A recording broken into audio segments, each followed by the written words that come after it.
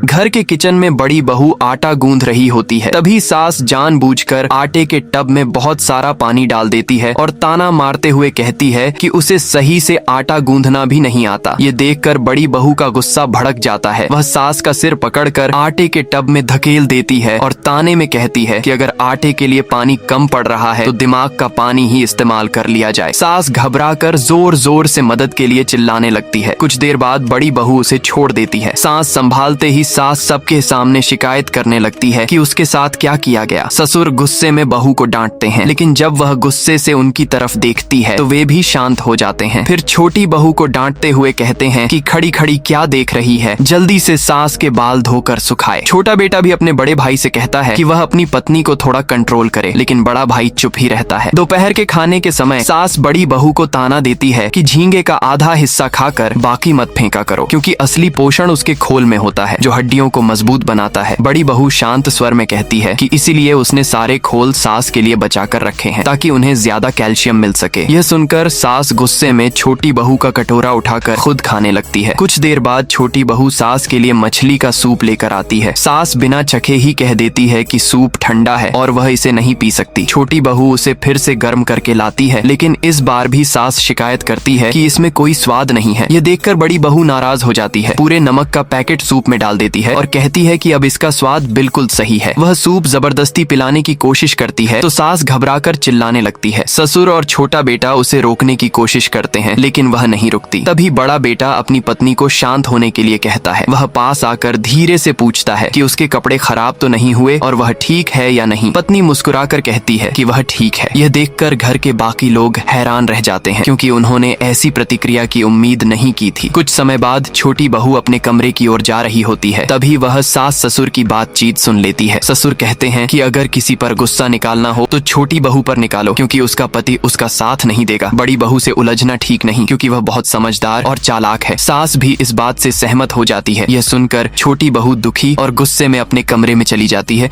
और अपने पति को सब बताती है। पति शांत स्वर में कहता है कि अगर वह अपना काम समय पर करे तो किसी को गुस्सा करने की जरूरत ही नहीं पड़ेगी। यह सुनकर पत्नी और भी आहत हो जाती है। उसे लगता है कि चाहे वह कितना भी प्रयास करे, न सास खुश होंगी और न ही उसका पति। पति का मानना होता है कि उसने शादी इसलिए की है ताकि पत्नी उसकी माँ का सम्मान करे और उन्हें खुश रखे। इसी दौरान बड़ा भाई और उसकी पत्नी, जिन्होंने ये सब सुन लिया होता है, कमरे में आ जाते हैं। बड़ी बहू कहती है कि वह खुद को खुशकिस्मत मानती है कि उसे ऐसा पति मिला है जो सही गलत समझता है। कुछ लोग तो बस अपने माता पिता की सेवा करवाने के लिए ही शादी कर लेते हैं। बड़ा भाई शांत होकर कहता है कि माता पिता की सेवा करना बेटे की जिम्मेदारी होती है, पत्नी की नहीं। बड़ी बहू भी इस बात से सहमत होती है।